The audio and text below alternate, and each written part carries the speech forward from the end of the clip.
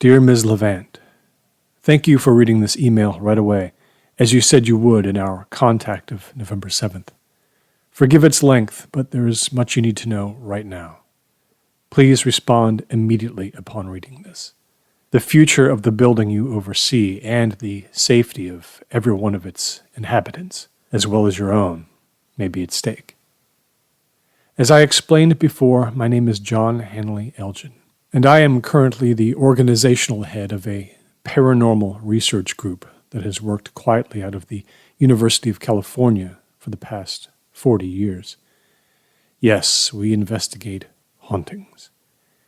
I won't explain our history or our research methods here. There's a private link at the bottom of this email taking you to an unlisted site you can explore when you have time. But time has grown very short. 11 years ago, one of our data analysts detected an odd pattern in hauntings reported to our group since 1991. Several people residing in the Northeast who couldn't possibly know each other had similar visions in their homes of ghosts dressed in early Americana clothing, sometimes appearing as corpses, and also, if their properties were on the water, glimpses of a phantom ship in distress. Some suffered terrible nightmares, a persistent sense of being watched, or even startling behavioral impulses preceded by a torrent of unknowable symbols and letters streaming across their field of vision, whether their eyes were open or closed. These formed the lyrics to a kind of discordant, rasping song by some inhuman chorus assaulting the mind. Little by little, more patterns emerged. We came to realize that the houses where these phenomena occurred seemed to have subtle design similarities. We traveled to the country for many years, studying their structure and materials, and realized that each had a clear anomaly. Unusually old wood, stone, or glass embedded in unusual parts of the house, having no functional business there. Sometimes it was nothing more than a piece of scroll work in an unnoticed corner of a room, or random bricks in a fireplace. These oddities had been a selling point for the purchasers, and had been advertised long ago as a way to connect to the past. The outlier materials were eventually authenticated as being more than 250 years old. Parts were methodically extracted as much as each homeowner would allow, and eventually it was found that all these bits of ruins likely matched somehow, possibly part of a single original structure dating back centuries. Some bore virtually invisible traces of human blood, so old that only a procedure called crossover immunoelectrophoresis could detect them.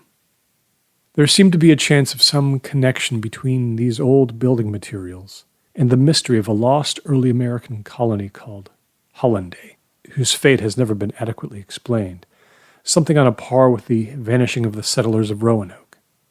With the assistance of the British Museum, we turned to 10 pages of a diary by a literate settler who had lived in Hollanday, which was located in a wild region that eventually became eastern Rhode Island. Her secret pages were strange and terrible and deeply sad to read, and they began to form the key to everything. 1640, 23rd August. Father Roddy has told me that the sum of us that survived the wreck of August 6 is 65. 84 of us lost then. 30 in the storm, the rest by sickness. The ones who have made it inland are like me, starved, afflicted with weakness. Our wretchedness is past words. And now preparing for winter must be done so fast. The woods are so dense that in many places there is no cutting through. I hope tonight will be the first night since the wreck that I will not dream of it. Out of the woods one day came an emaciated man calling himself Griffin Wilding, whose reasons for leaving a colony in Virginia and making his way so far north alone seemed strange and contradictory. But his knowledge of what it took to survive their first weeks in this cruel land was a big help to the settlers. He encouraged them to forego building a tiny chapel and instead pushed them to construct a bigger structure for their worship, one that could conceivably house all 65 settlers in case of more cruel storms. 1640, 28th September. Mr. Wilding calls himself a man of science, and he has odd instruments he says can predict the weather and other things of nature. But sometimes he blames the hard winds on forces that are not natural. No one is sure what to make of him. But we listen because we are desperate and he has education. The thought of another storm like the one that nearly destroyed us all is horrible. 1640, 4th October. The new building is at the end of the village, closest to the hill. It must serve as our chapel and also as the meeting place for all things. But the result of the men's work is forlorn. Mayhap most knowledge of architecture perished on the ship when Mr. Culver and Mr. McCallum were torn away by the sea. The structure looks slouched and not firm. There is only a single window.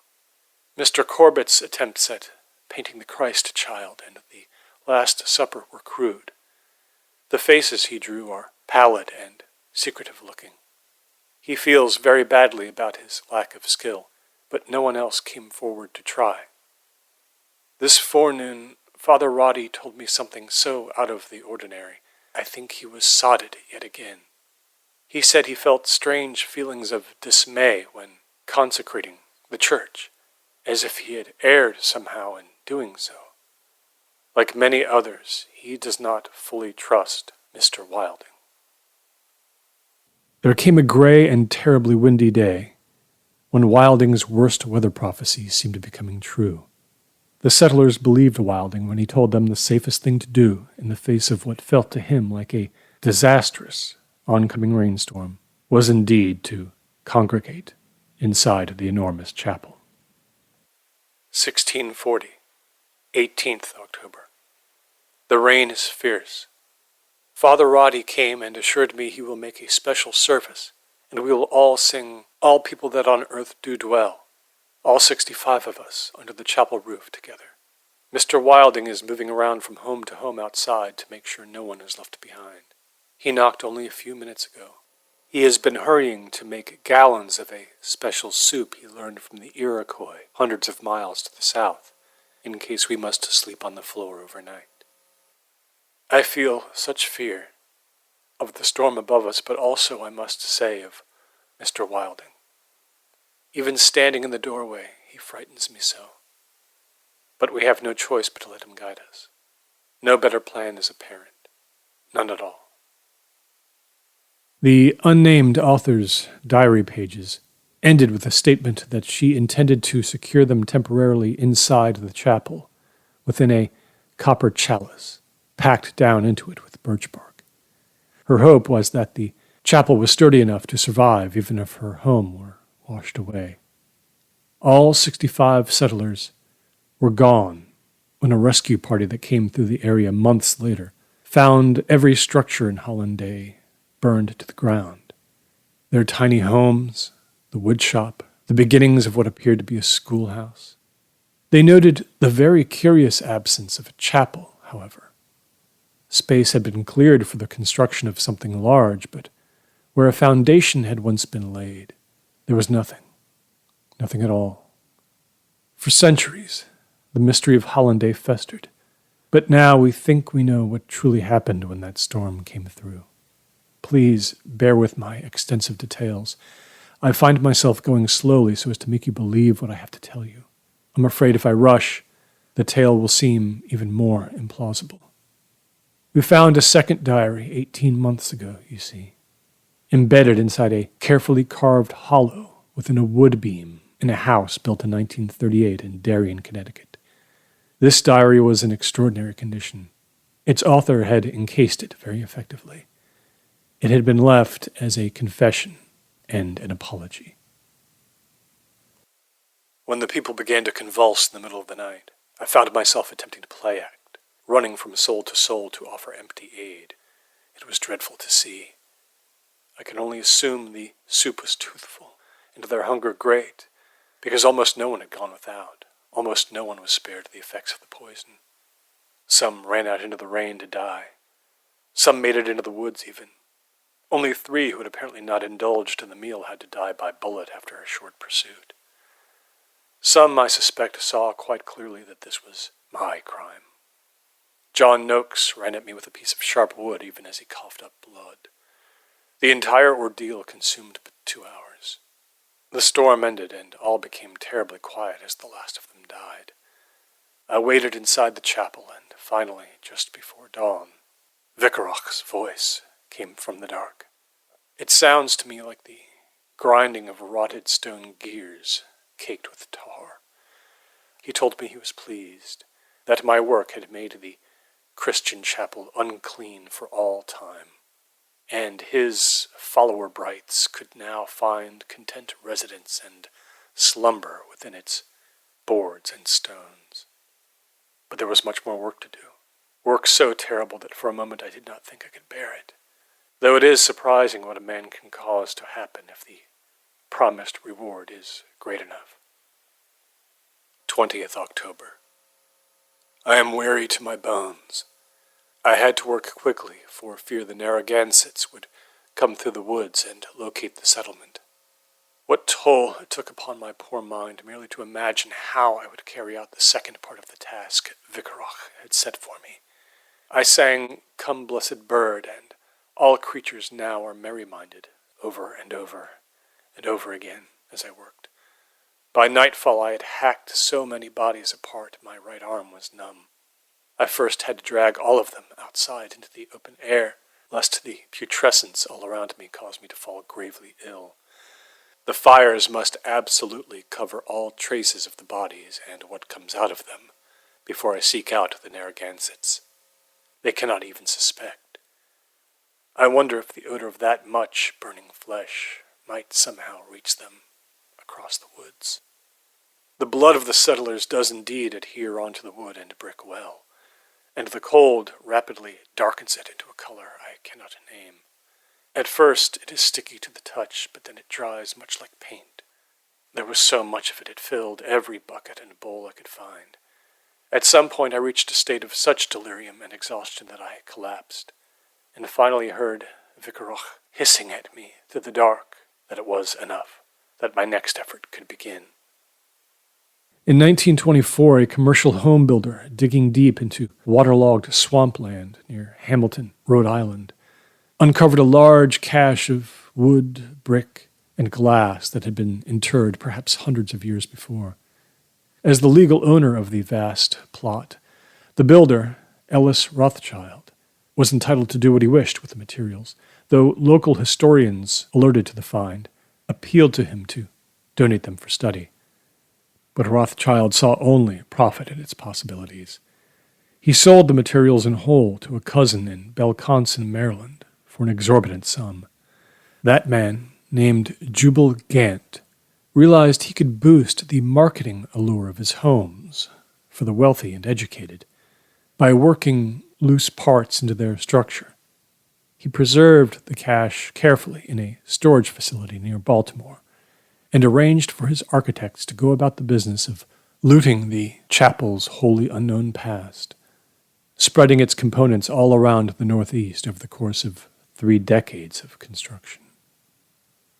23rd October. Vicarach appeared to me only as a piece of long, slithering black ribbon, wending like a snake between the benches within the chapel. I was told where the Narragansetts must bury the chapel's remains, and why. The ground must be wet deep within, or it will all rot. That awful voice explained to me how the lack of air aids preservation. 4 miles north lies the spot. I must make it happen before the ground freezes. I will set out to find Seed Planter again at sunrise, and with luck, he will still act favorably towards me. 31st October. Somehow it is arranged. I convinced Seed Planter that the settlement was decimated by a great storm, and all had caravanned to the sea to wait for rescue from this terrible land. The fires had been set at first to keep the homeless among us warm, and the rest of the structures burned simply because nothing could be taken with us. I explained to Seed Planter, who was plainly doubtful, that in our beliefs we could not possibly destroy a consecrated chapel. We must preserve it at great sacrifice, and so we would dismantle it and bury it instead, allowing some future generation to disinter and rebuild it. I offered him everything that was left behind, all the beads, pots, rifles, fabrics, and the like, all I was able to collect. He regards me with the greatest mistrust. I watched him and 24 of his tribe begin to break the chapel down and carry it all away into the woods at dawn. An awesome physical feat. I wish I could accurately describe, Ms. Levant, some of the horrors certain homeowners in possession of some of the chapel's materials reported to our group over the past 35 years. No less than 12 had an adverse experience inside their homes, which made those of us working to uncover the facts ever more nervous about keeping the materials near. Finally, after one of our graduate assistants suffered an inexplicable, violent fit, threatening to throw a child off the roof of a library building on the Irvine campus, we physically segregated all those bricks and boards far away from us. 5th November. One of the Narragansetts having suffered some sudden miasma in the night, Seed Planter threatened not to persist in this labor. He dragged me awake and showed me how the man's eyes had rolled back in his head so far it had blinded him. Seeming accursed, he gibbered and hammered on the planks that had served as pews inside the chapel. An hour later he had at least partially recovered enough to withdraw into the forest, vowing not to return. I implored Seed Planter to understand how demanding was our God. These materials must be interred. 11th November. Tomorrow their toils will be complete. Seed Planter will no longer even touch my hand.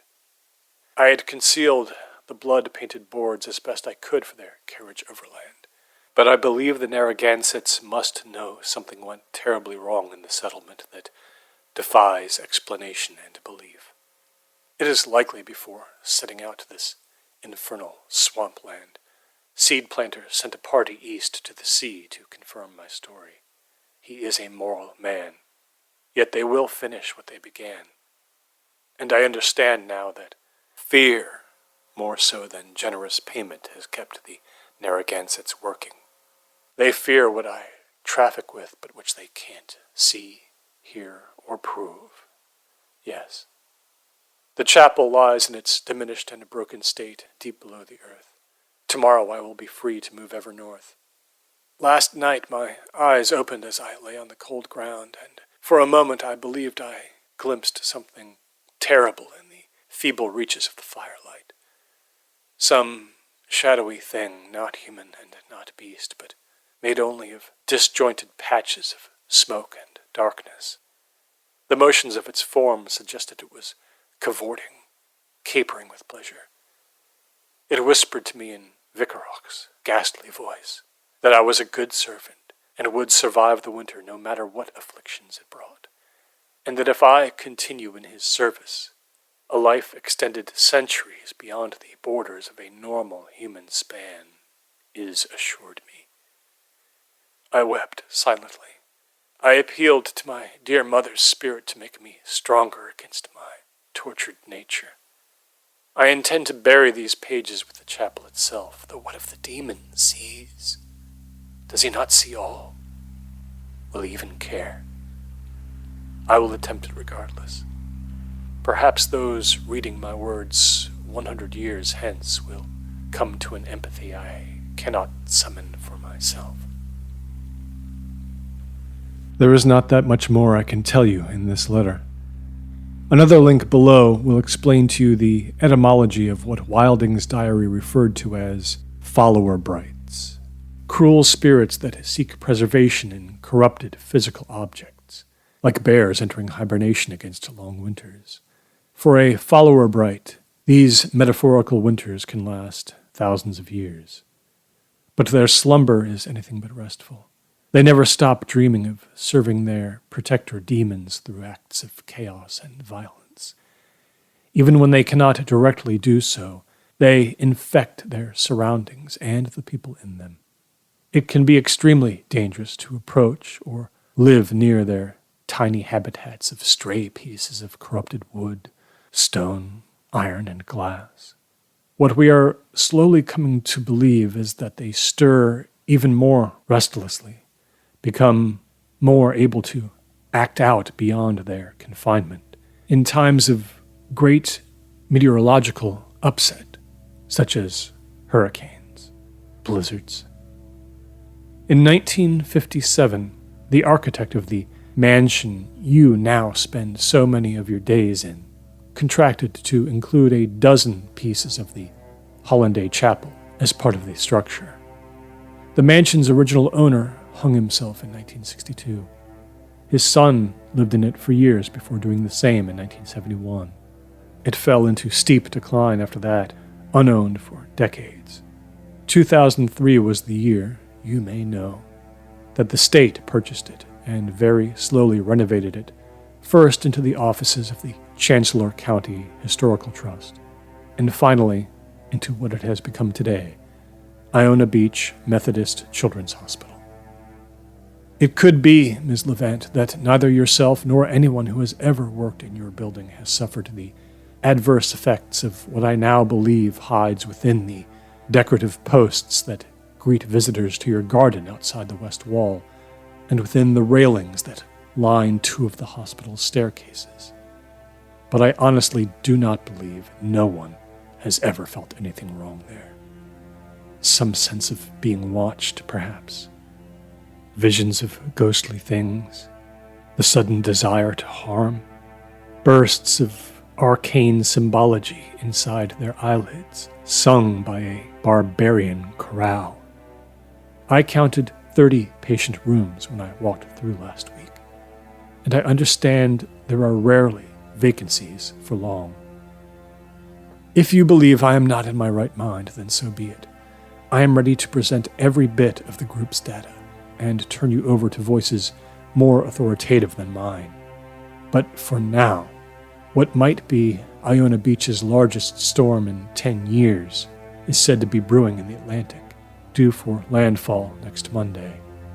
I am not sure exactly what course of action I would recommend in this moment, other than to watch and listen and beware. And if you have sensed something in the air inside the mansion, please tell me the story. Sincerely, John Henley Elgin. Franco, you may have been copied on an email from jhelgin@ucal.edu. That's so crazy long with so many images it keeps crashing my Outlook before it even loads. I apologize. You can just delete it without reading it. I'm not going to either. It's from a very strange man I tried to humor, but I've now blocked entirely. Been feeling real off today, so headed to the doctor.